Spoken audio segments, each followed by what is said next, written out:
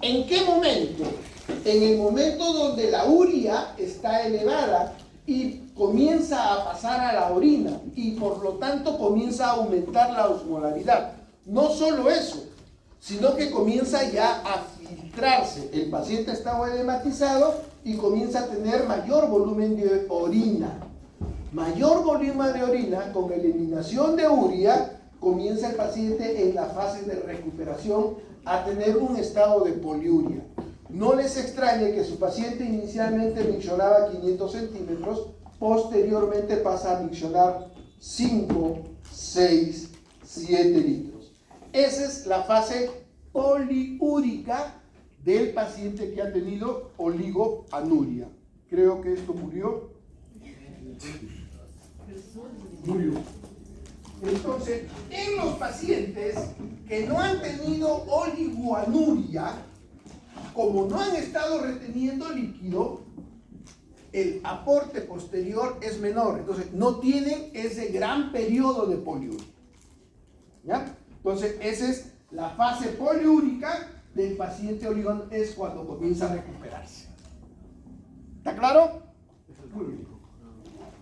¿Quedó claro? Muy bien. Entramos a insuficiencia renal crónica. Entonces ya hemos dicho que es el paciente con daño renal más de 3 meses. ¿Qué cosa daño renal? Ya lo hemos visto. La filtración del glomérulo y la albuminuria. Empecemos con la definición. En la actualidad se viene presentando mucha atención a la enfermedad renal crónica. Rápido incremento de su prevalencia. Comienza el paciente en insuficiencia renal crónica terminal. ¿Qué queda? ¿Qué le podemos dar de tratamiento si sus riñones ya no funcionan? Diálisis y ¿Trasplante? un trasplante renal no les baja de $50,000. Si está terminal es muy caro, ya no tiene sentido. Pero tú tienes 40 años, tienes 5 hijos que seguir manteniendo. Entonces, ¿quieres que te digamos, ya estás en fase terminal? Entiérrate. Doctor, disculpe. No, tenemos que buscar una solución. Diálisis o trasplante. Un trasplante no les baja de aproximadamente $50,000. La diálisis trae también siempre problemas y consecuencias. Por eso es muy importante que comiencen a entender prevención de insuficiencia renal crónica. Y tenemos que conocerla. Dime. O sea, sobre el trasplante también, ¿no es que no quita también el tiempo de vida? O sea, veía que más o menos las cirugías, ya sea de cualquier ámbito, quitaban tiempo de vida. O sea, el paciente trasplantado de más edad tiene 92 años. Con eso te digo todo. Pero todo va a depender de cuánto se cuide. Doctor, pero en un trasplante no tenían que estar inmunodeprimidos. Definitivamente, porque el paciente con trasplante renal tiene que recibir inmunosupresores de por vida y tiene siempre el riesgo de infecciones. Claro, justamente por eso. Y de nefrotoxicidad por el inmunosupresor. Por eso es que tiene que tener cuidados muy detallados. Bueno. Muy bien, pues continuemos.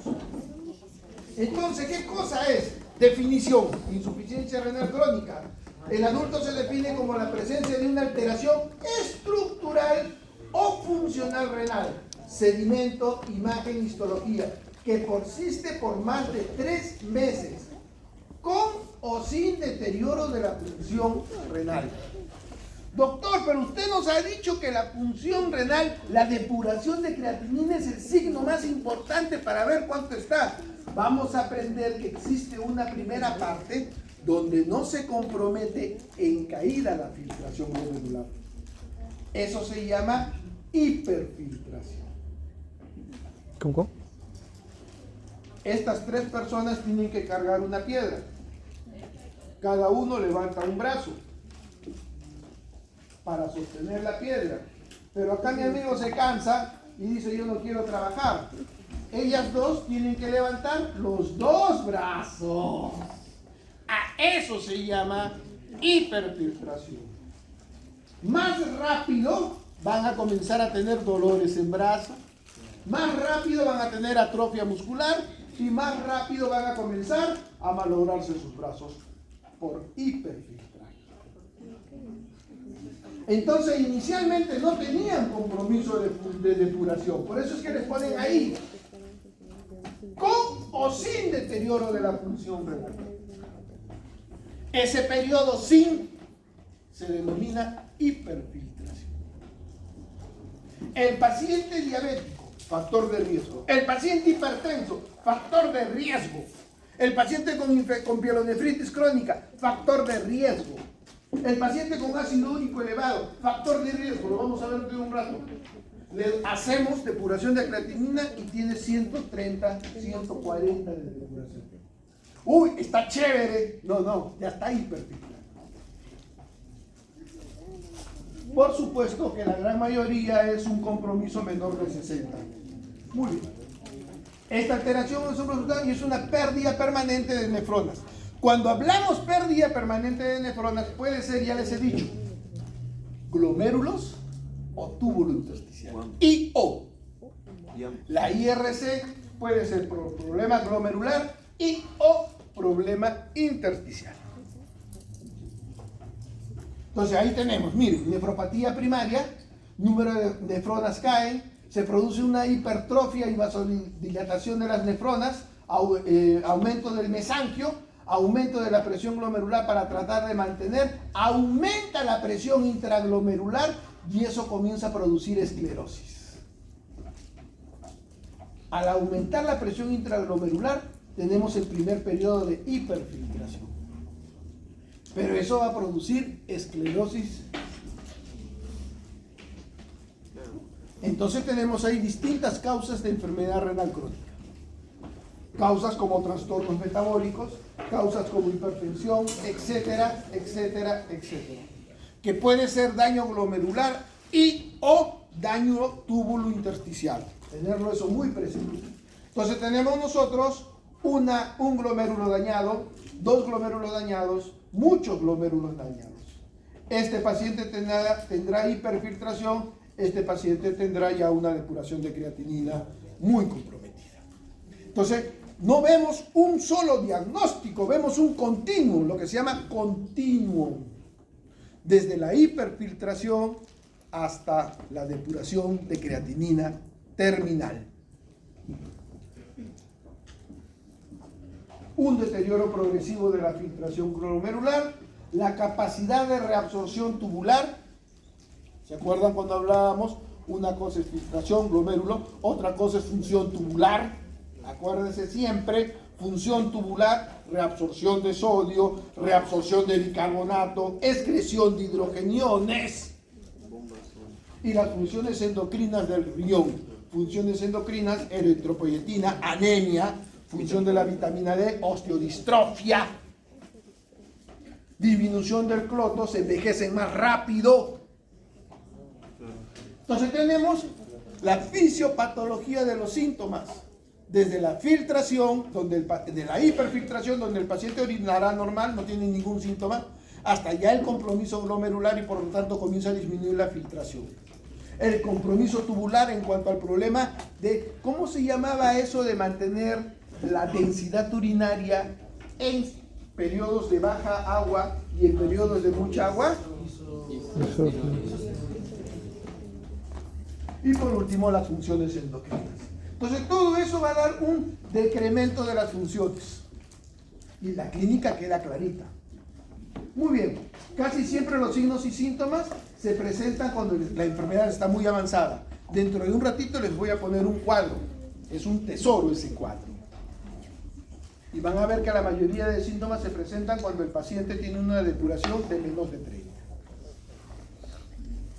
Entonces tenemos nosotros, hasta que la función renal desciende a menos de 25% de valor normal, se agotan las reservas renales adaptativas. Hasta 25% de depuración de creatinina, el paciente todavía puede sostenerse. Pero cuando su depuración de creatinina cae por debajo, ya no tiene reserva renal. Es decir, ese paciente, si se deshidrata, malogra sus riñones. Si toma mucho, malogra sus riñones. Si tiene mucho estrés físico, malogra sus riñones. Ya no tiene reserva.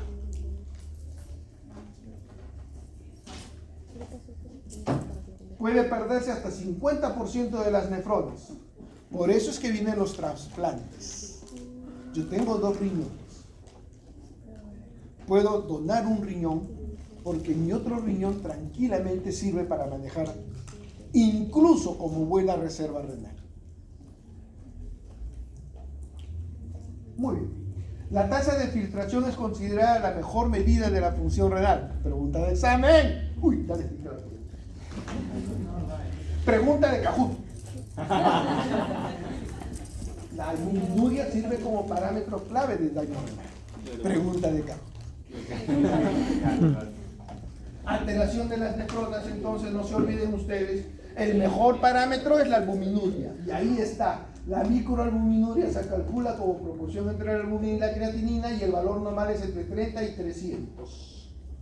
Una albuminuria mayor de 300, ese paciente está yendo a 100 por hora para la insuficiencia renal.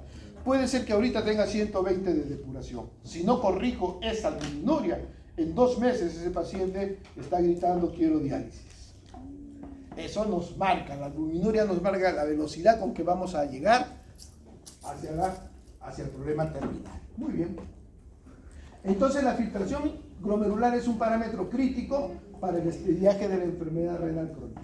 Alguien me preguntaba, doctor, marcadores, porque nos han hablado de la urea, nos han hablado de la creatinina, pero yo acabo de leer que tenemos marcadores más finos, como por ejemplo la cistatina C.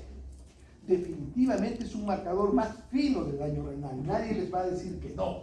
Todos los libros le dicen. Pero en el Perú ningún laboratorio dosa cistatina C. Ni siquiera un privado, como es la Clínica Angloamericana, ni siquiera un laboratorio privado. Nadie dosa en este momento en el Perú cistatina.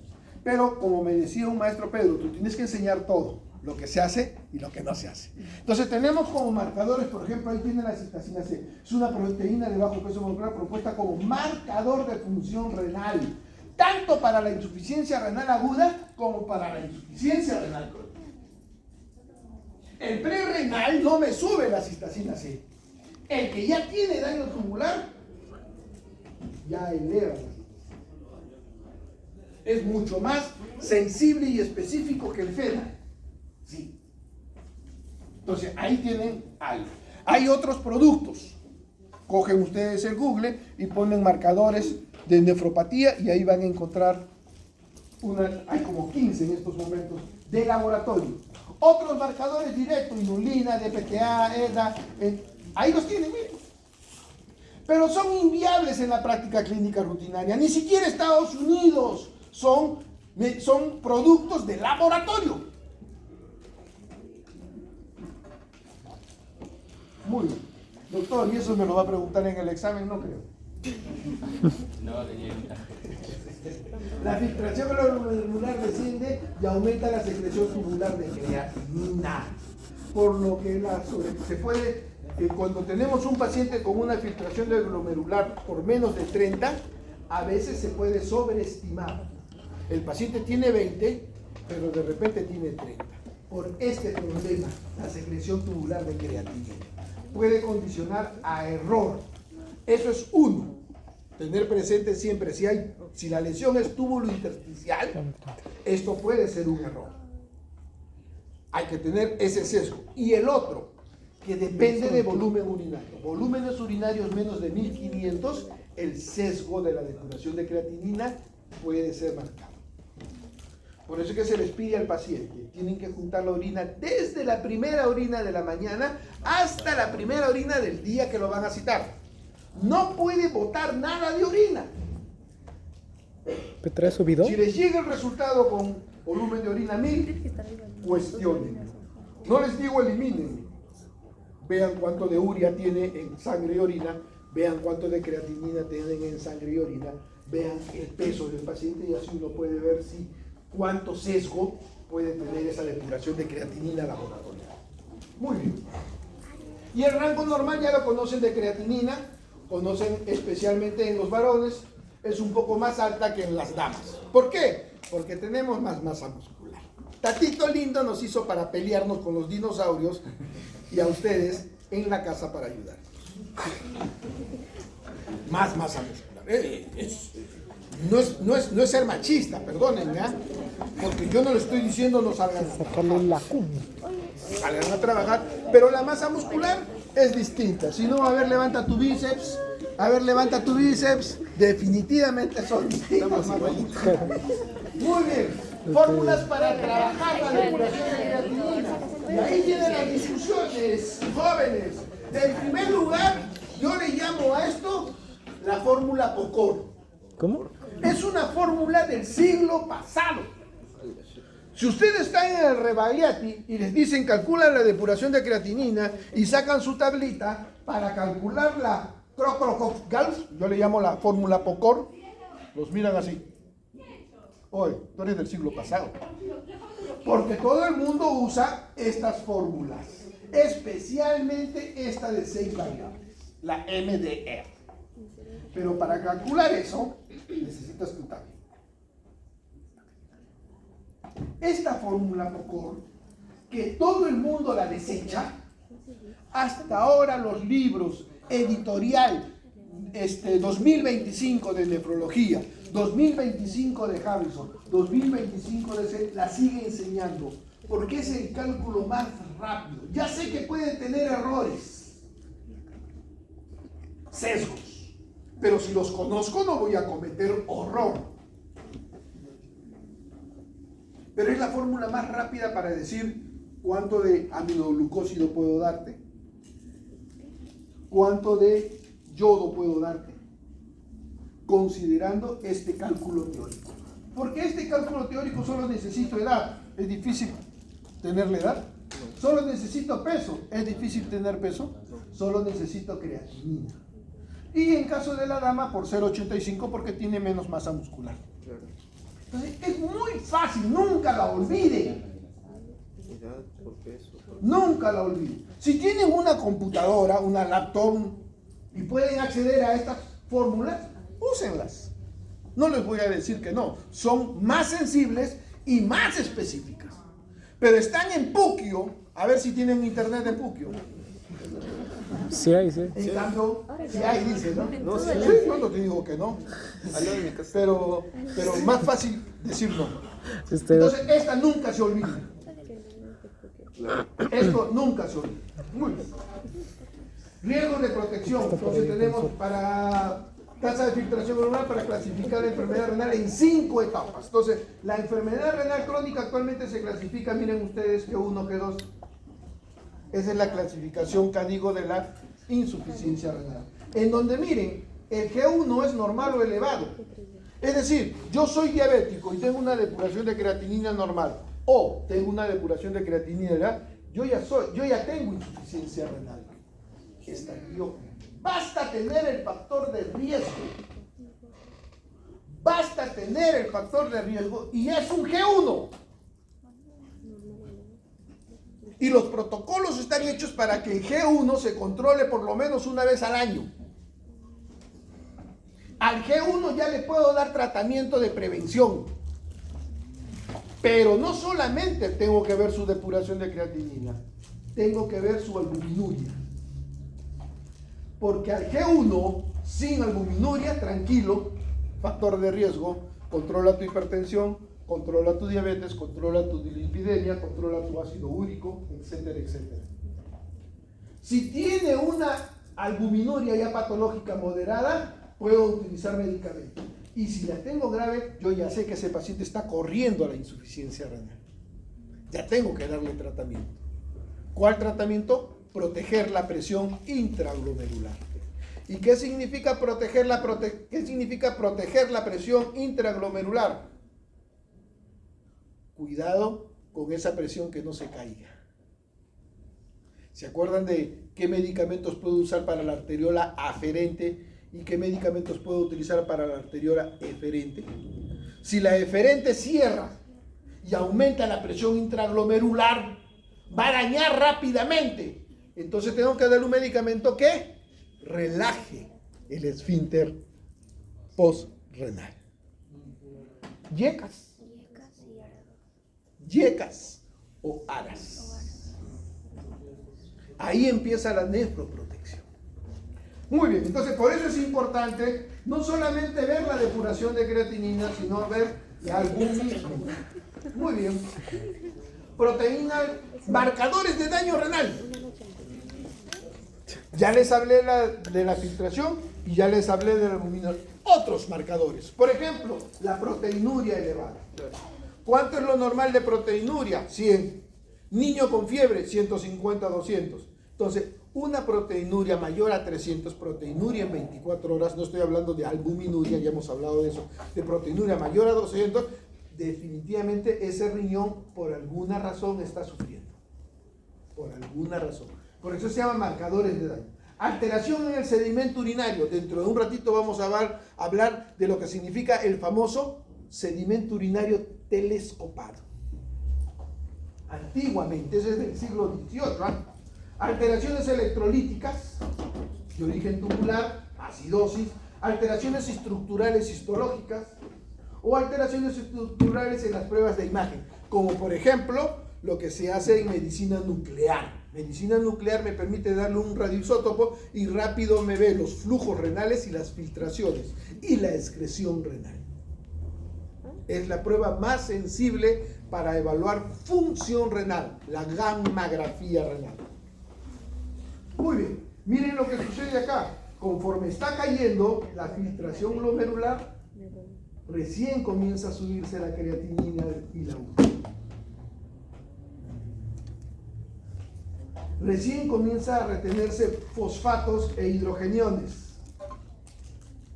Y recién comenzamos a tener esencialmente alteraciones en los carbonos, el sodio y el cloro. Entonces, muy importante. ¿Por qué urea creatinina, doctor? Porque va a ser los primeros parámetros, aproximadamente si la depuración cae de 60, comienza a elevarse. La acidosis, recién cuando la depuración está entre 40 y 30. Y los trastornos electrolíticos, esencialmente por debajo de 25. Entonces, ese cuadro, que es de, como ustedes están viendo, es de Guyton, ahí lo tienen. No estoy utilizando otra cosa que no sea su fisiología. Y el parámetro de isostenuria. Como ustedes van a tener el PDF, lean este concepto, que se los he descrito muy fácilmente. En todos los centros hospitalarios, en todas las pozas, ahí en Puquio, las enfermeras guardan en una cajita chiquitita el densímetro. Es un aparatito de vidrio que tú agarras a la orina y mides la densidad urinaria. ¿Y por qué las enfermeras lo guardan? Porque es el mejor parámetro para ver densidad urinaria en niños.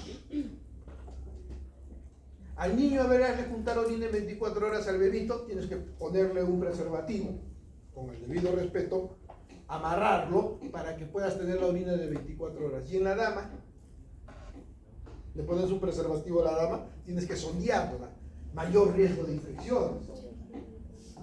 Entonces simplemente agarras un poco de orina, le pones el densímetro y mides la densidad urinaria. La densidad urinaria en estrés, la densidad urinaria en tranquilidad es la misma, a eso se denomina isostenuria.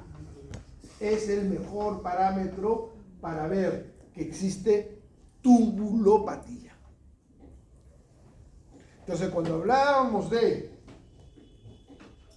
marcadores de daño renal, un marcador muy sensible y específico, pero que es olvidado, se denomina isostenuria.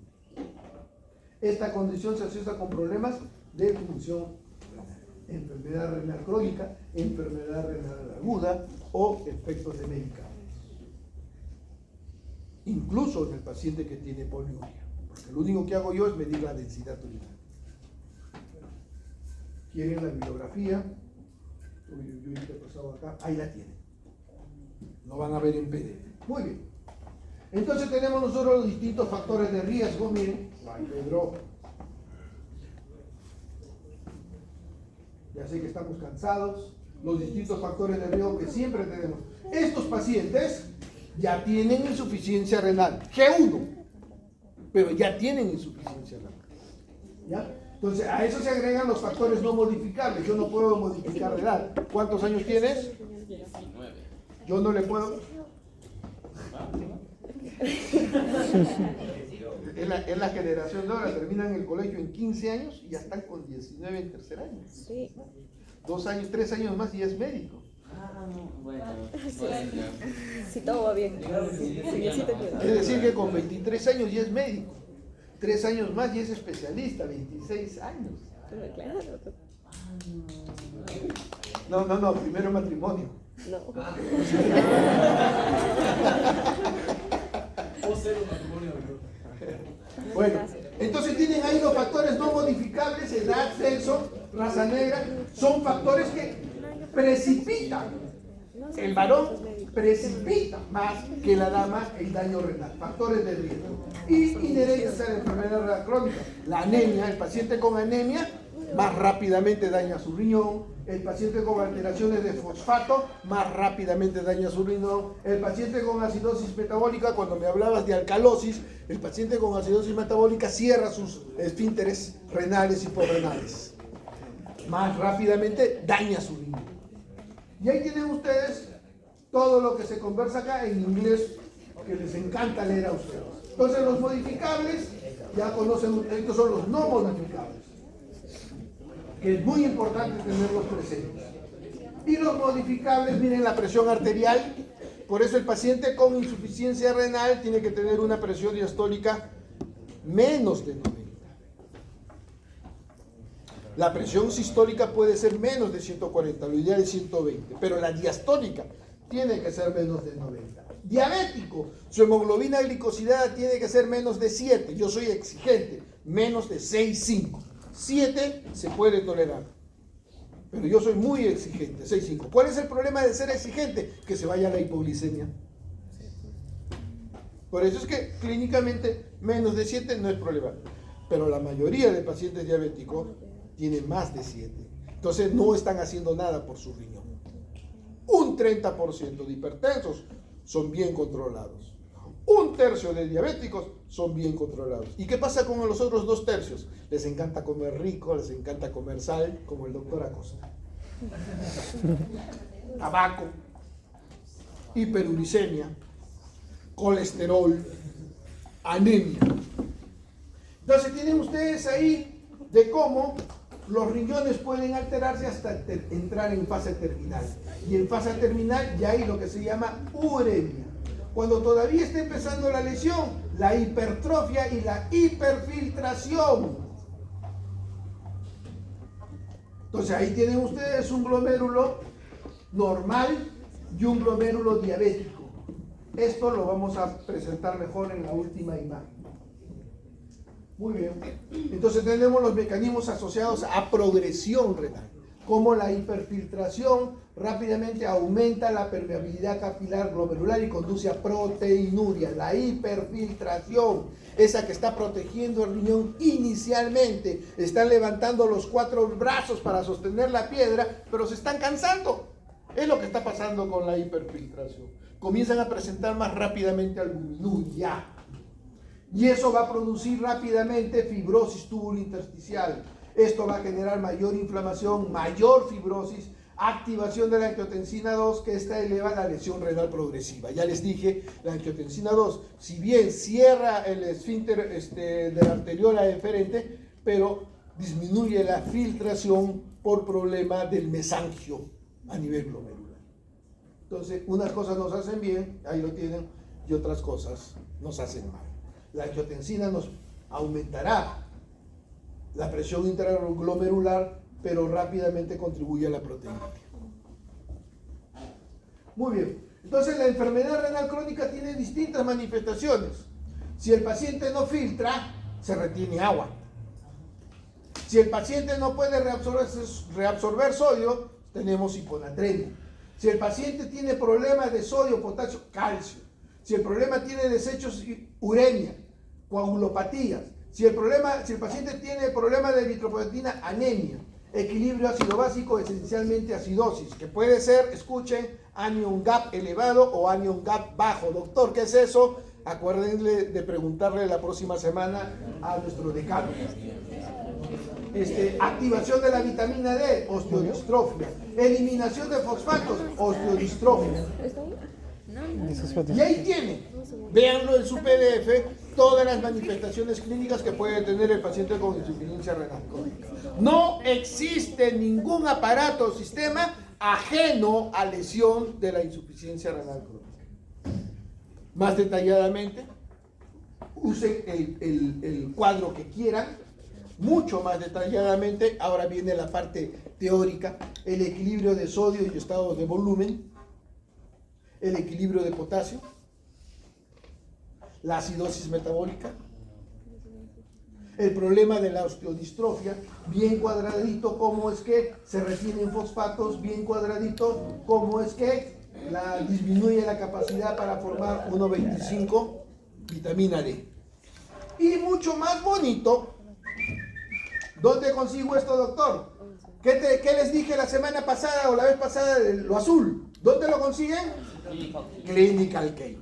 ¿No les gusta leer? Busquen en el Clinical Key, aparato locomotor de traumatología. Sin embargo, ahí nos enseñan muy bonito el nuevo concepto de la osteodistrofia. ¿En qué empieza? Disminución de la excreción de fosfatos. Esto produce retención crónica de fosfatos.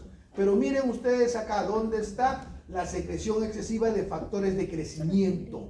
Esta secreción excesiva de factores de crecimiento que parten del hueso, son proteínas que parten del hueso, van a generar, inhiben la secreción de paratormona y la expresión de cloto.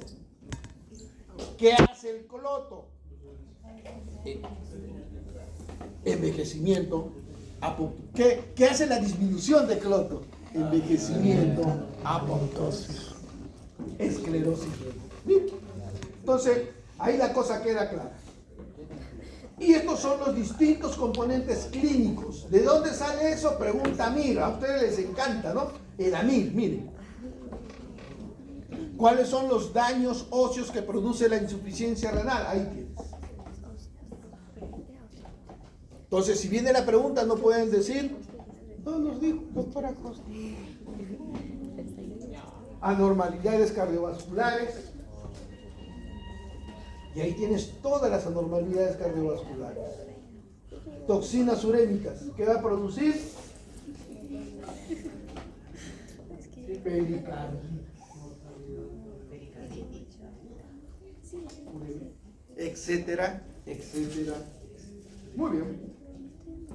Anormalidades hematológicas, ya hemos hablado de la disminución de la eritropoyetina y generalmente produce una anemia ¿de qué tipo? Tipos de anemia. La ferropénica. Muy bien. La ferropénica, ¿qué forma de anemia es? Microcítica.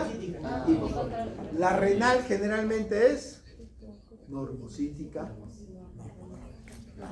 Por falta de eritropoyetina. Muy bien. Anormalidades neuromusculares. Es el paciente que está dormido. Su esposa, oye, ¿por qué pateas toda la noche? Anda donde el médico. Le pides urea creatinina elevada. Síndrome de pies calientes, síndrome de pies inmóviles. No les digo que solamente sea eso, pero hay que pedir análisis. Existen varias cosas que pueden producir el síndrome de pies inquietos. Una de ellas puede ser problema de urea y creatinina insuficiencia. ¿Listo? Anormalidades dermatológicas en la piel, por eso que esos pacientes tienen prurito por la uremia y como se están rascando, tienen la piel escamosa e hiperpigmentada. Y como están pálidos por la anemia, es una palidez terrosa. Observen eso.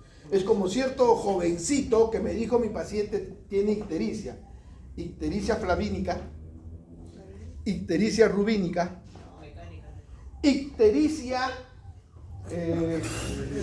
flavínica, melánica, y él me respondió ictericia mecánica. No seas sinvergüenza. Entonces, igualito la palidez como el paciente se está rascando por la uremia, hace rápido hiperpigmentación. Entonces, otro para los que les encanta leer inglés y no digan, no, el doctor Acosta no me presenta, ahí está, en inglés. Y por último, miren esto. Esto, ¿de dónde? Amir. Conforme va bajando la depuración de creatinina, ¿qué se está presentando? Los pacientes que tienen más de 90 generalmente son asintomáticos. Pueden tener, sí, hematuria, pueden tener proteinuria o cilindruria como parte, por ejemplo, del síndrome nefrítico, como parte de la glomerulopatía. Pero generalmente son asintomáticos. Los pacientes que ya están entre 60 y 80, mayor a 59, mayor a 60, generalmente son asintomáticos. Recién cuando baja de 60, pueden comenzar a elevar la urea y la creatinina. ¿Se acuerdan ese cuadro? Pueden comenzar a tener anemia y pueden comenzar a tener isostenuria. ¿Qué significa isostenuria en el paciente? Nictu. Es el paciente que comienza a levantarse 2, 3, 4 veces para ir al baño. Y no es prostático. Los prostáticos tenemos. El por qué nos tenemos que levantar en la noche a orinar. Pero el paciente con insuficiencia renal crónica, como retiene líquido y en la noche está acostadito, eso se funde. Mayor líquido al riñón, más orina, ni. Entonces no solamente tienen isostenuria, sino comienzan a tener esencialmente nicturia.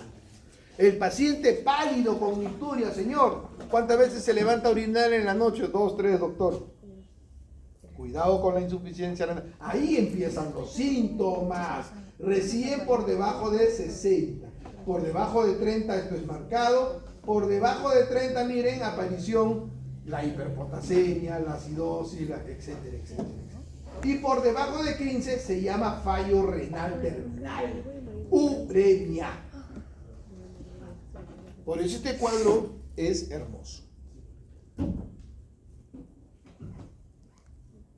O sea, salen muchas preguntas de examen de este. Gracias. De Kahoot. Factores que presentan progresión. ¿Qué significa progresión? La proteinuria, que aumente la creatinina, el balance de sodio, los fosfatos, es decir, todo lo que significa glomerulopatía o tubulopatía. Si hay un desbalance de ácido, el paciente comienza a hacer acidosis, pensar nefropatía. Factores que representan progresión de la enfermedad renal. Jóvenes, el último resumen. Entonces, disminución de la tasa de filtración, muy importante, menos de 60, porque ese paciente, ya saben ustedes, que está en un G3. Puede ser 3A o 3B, pero ya está en 3. Ya tienen que comenzar a pensar en nefroprotección, ya no solamente factores de riesgo. Si tiene marcadores de daño, ¿cuáles son los principales marcadores de daño a tener presente? Y si esto es más de 3 meses, el paciente tiene...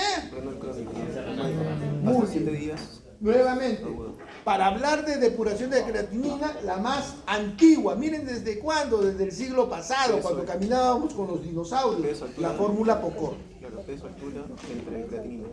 Nunca se olvide. No, está acá. Nunca se olvide. Con la altura de... Y aquel edad. que quiere las fórmulas Peso, modernas, edad, ahí está, miren la fórmula entre moderna. creatinina. Doctor, ¿dónde rescato esto? Porque esto lo voy a apuntar en mi celular. Ahí tienen ustedes. Gracias, doctor completo. Mis residentes, ya saben, lo primero que les pregunto a mis residentes es esto. Entra el paciente, calcúlame la fórmula POCOR. ¿Cuál es la fórmula POCOR, doctor? Cococrovka. La fórmula POCOR. Una vez que me han calculado eso, ya ahora sí, calcúlame cualquiera de estas. ¿Y ahora dónde, doctor? Ah, ahí está, ya saben ustedes. Cuando roten el Rebaviati, busquen su fórmula. Solamente llenan los datos. Ya está la calculadora. Muy bien, Akin, Rifle, Cadijo, las 3 fórmulas. Ahí tienen ustedes esa es la de Akin. No, esa es la de Cadijo, la última, la del 25. No se olviden. Doctor, usted dijo que no, en la clasificación no había volumen urinario. Miren ustedes acá la creatinina. y acá está el volumen urinario. No es que no esté el volumen urinario, sino que mucho más importancia tiene la creatinina.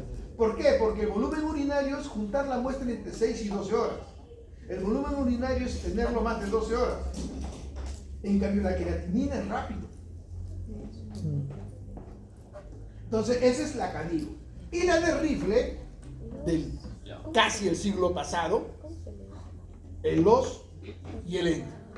LOS cuando la nefropatía tiene más de un mes, cuando la nefropatía tiene más de 3 meses. Y esto es lo que encuentran ustedes en su libro Argente, lo van a tener el PDF. Es los valores que significan insuficiencia renal aguda prerrenal, los valores que significan insuficiencia renal aguda renal y los valores que significa postrenal. Y miren, causa renal, necrosis tubular, síndrome nefrítico agudo, nefritis intersticial.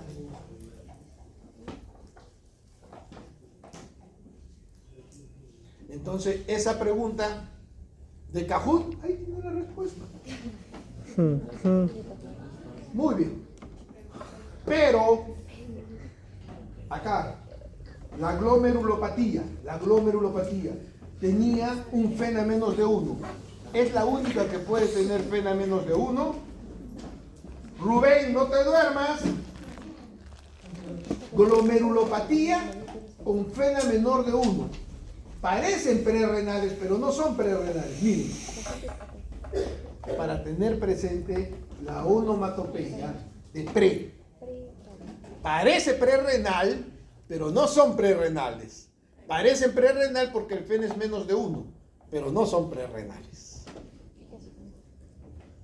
Entonces miren ustedes cómo la isquemia, la inflamación, produce un daño agudo que si la disminución de filtración glomerular progresa, injuria aguda, progresa, la tubulopatía progresa, termina en una fibrosis intersticial, insuficiencia renal crónica, o termina prácticamente en un problema endotelial, injuria.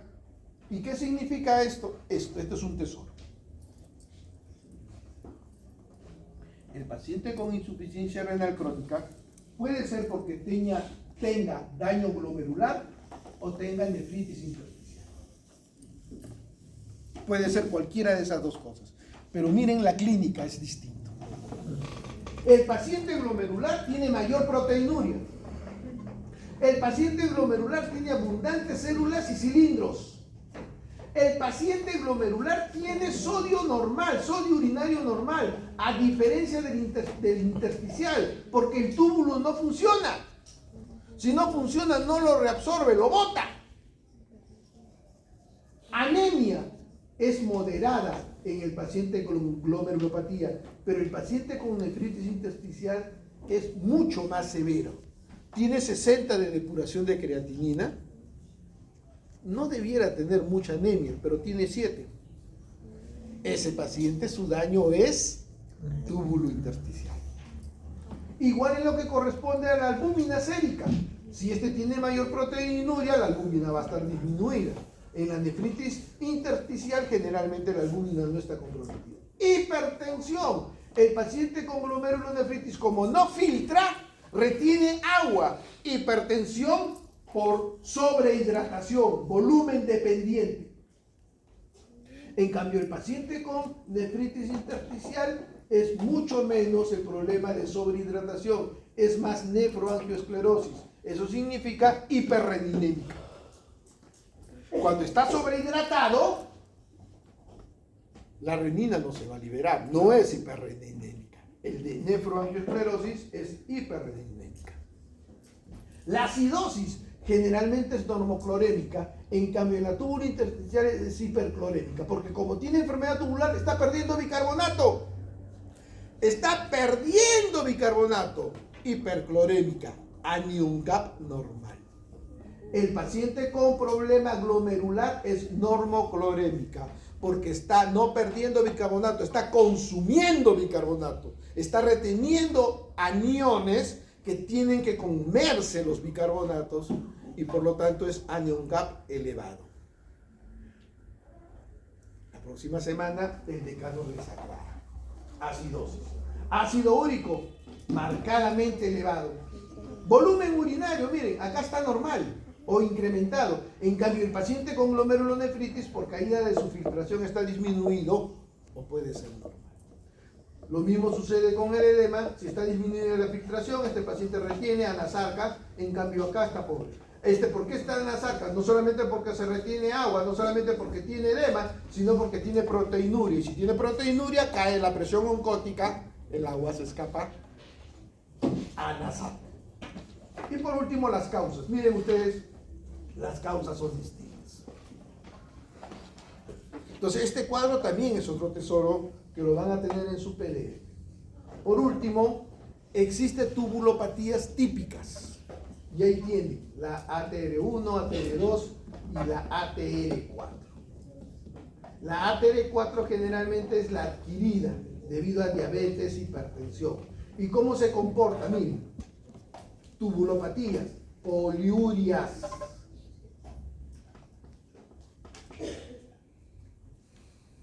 La clasificación CADIGO del 2000, este es del 2013. La clasificación de CADIGO del 2025, que es la misma, como ustedes verán. No ha variado. La albuminuria, muy importante. Por último, ya terminamos. En laboratorio, muy importante, miren los distintos tipos de cilindro. Esto no es pregunta de examen, es pregunta de que aprendan algo más. Distintos tipos de cilindruria para distintos tipos de enfermedades. Igual que acá. ¿Qué cosa es el síndrome nefrítico agudo? ¿Qué es el síndrome nefrótico crónico? El síndrome nefrótico. ¿Y qué es la glomerulopatía crónica? ¿Se acuerdan que les dije? Acá van a aprender qué cosa es el sedimento telescopado. ¿Qué es el sedimento telescopado? Es el nefrítico más cilindros serios indicadores de atrofia tubular. Eso se llama sedimento urinario telescopado. Van ustedes al 2 de mayo, van a Loaiza, lo primero que les pregunta son estos, cosas del siglo pasado. Tienen una orina turbia. Ah, tiene proteinuria. Señor, agarre una cuchara de metal, ponga esa orina turbia y póngale fuego. Va a ver cómo la orina se vuelve transparente. ¿Es proteinuria? No, esos son fosfatos.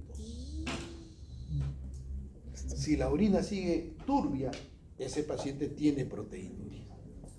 Doctor, Escucho. ¿eso lo de cilindros se refiere en la vista histológica o cómo? Laboratorial, el sedimento de orina. Eso lo van a aprender el próximo semestre cuando todos ustedes vayan a hacer diagnóstico. Y por último, muy típico, dicen ecografía, riñones pequeños, insuficiencia renal crónica. Pero, ¿puede haber riñones grandes? Entonces, en su PDF van a ver esto y también van a ver esto. Riñones de insuficiencia renal crónica grandes, amiloidosis, poliquistosis, trombosis de la vena renal, diabetes y falta acá uno, tuberculosis. Pueden tener insuficiencia renal crónica y no tener riñones pequeños. Para hacer el resumen final, tienen ustedes ahí la insuficiencia renal crónica y todas sus manifestaciones. En el diabético, trastornos metabólicos, estrés oxidativo, hemodinamia alterada. Cada uno tiene su ritmo de trabajo para dañar al riñón. Ritmo de trabajo en donde, miren ustedes, existe el concepto de expansión mesangial. ¿Qué significa expansión mesangial? En condiciones de hiperglicemia puede alterar la contractilidad del mesangio.